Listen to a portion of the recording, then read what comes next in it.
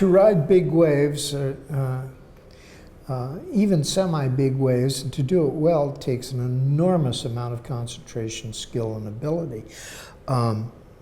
And many, I would say probably in California and Hawaii, if you were to take a poll of who surfed, you would find that a pretty sizable majority of the lifeguards surf.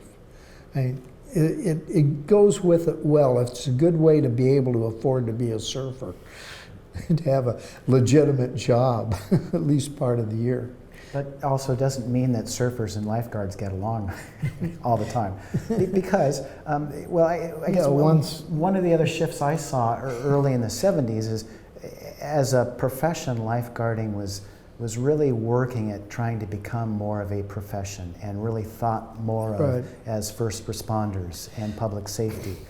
And there was law enforcement. Yeah, and there was a clash, I'd say, going back to the 70s, because surfers back then tended to be very territorial, and they had their own surf spots, their favorite surf spots that they liked, and those were kind of theirs, and they didn't so much like people from out of town coming into that spot.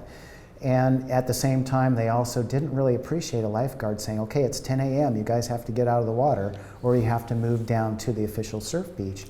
And so that led to clashes, but there came a period of time, a transitional period there, where I think surfers finally began to realize that, okay, the lifeguards aren't going away, they have their job, they have to do what they have to do. But the reverse of that was, well, wait a second, the lifeguards are actually helping us surfers out because they're keeping the swimmers out of our surf areas and keeping us from having to go around them and possibly hit them. And so it's a two-edged sword. They're kicking us out from where we want to be. But when we have the time period where which we have to be within a restricted area, they are keeping the swimmers and the boogie boarders out of our area. And so it got to a point where it evolved. There was a mutual respect. It was called the Hodad factor. Keep those Hodads out of our surfing area. And a Hodad was